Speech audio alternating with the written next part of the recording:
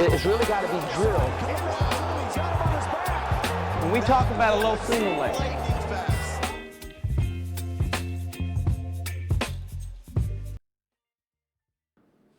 So previously we talked about Max McEnelly's hand fight and attack system.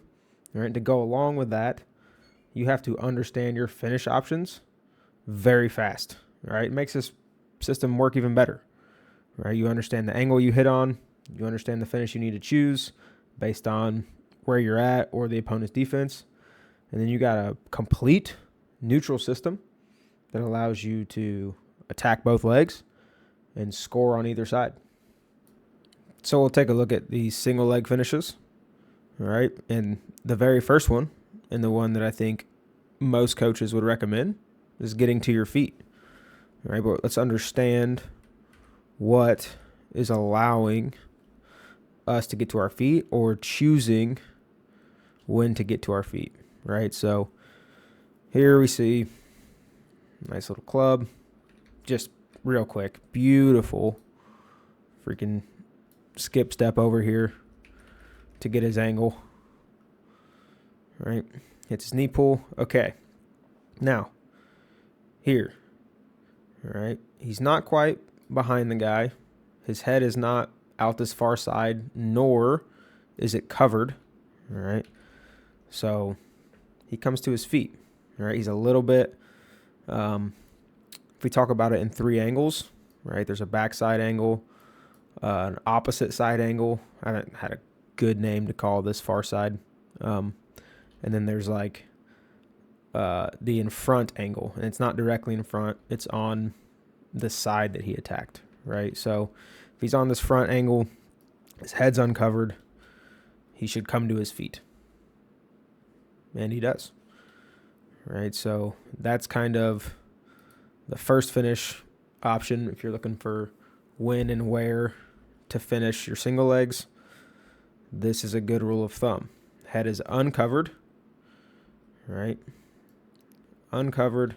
He's a little more in front rather than behind or opposite side. So you can rotate up to your feet just about however you want.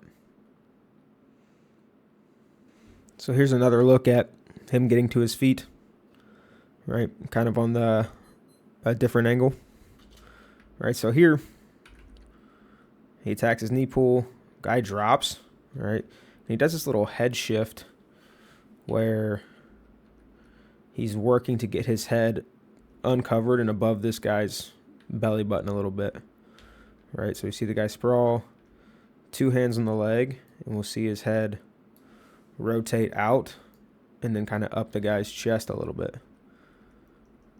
Yep. Now he's starting to get his head uncovered, and again, he's not quite behind. His head's not quite on this far side hip. All right.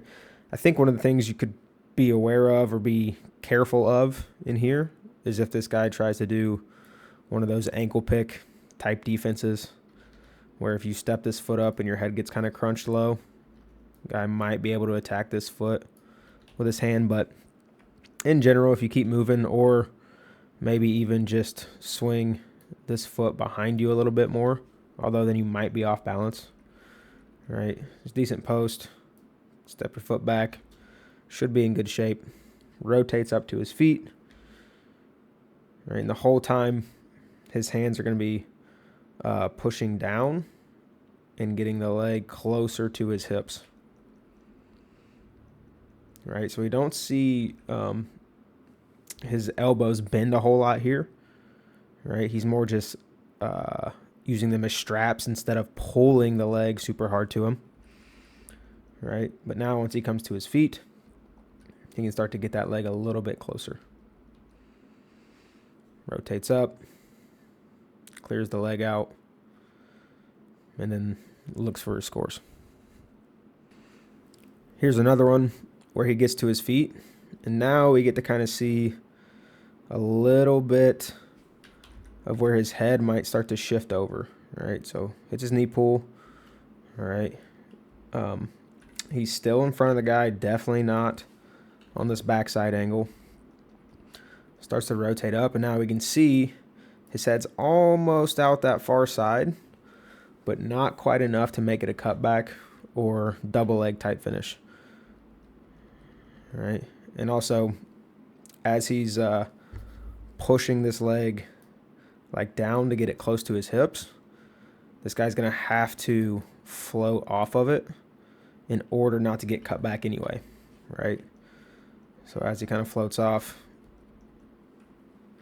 Max comes up to his feet to look for his finish. All right, so real quick. All right, so he's on this kind of front angle. Head is almost out the side.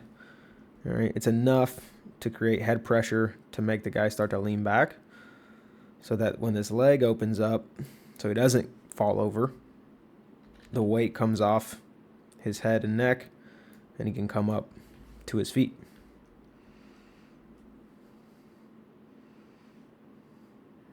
And he's looking to clear that leg.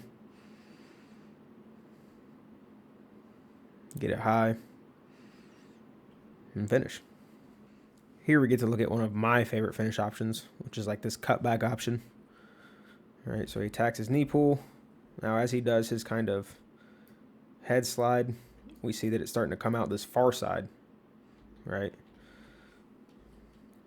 So he's going to be able to use his head to finish, which is pretty good finish principles. You want to use your head, make them finish away from your head instead of dumping over in general. Here he goes, kind of Metzger type finish, but all the cutback essentially is a double leg position anyway. All right, hits his knee pull, guy sprawls. All right, now we see this head start to slide up. All right, hands pushing down on that leg to keep that leg trapped down. This guy is way leaned over, head is up and across this far side. Makes it an easy cutback finish.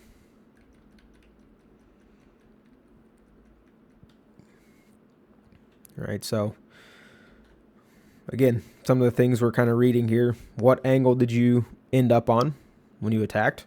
You in front? Is your head covered? All right. And then how is this guy reacting?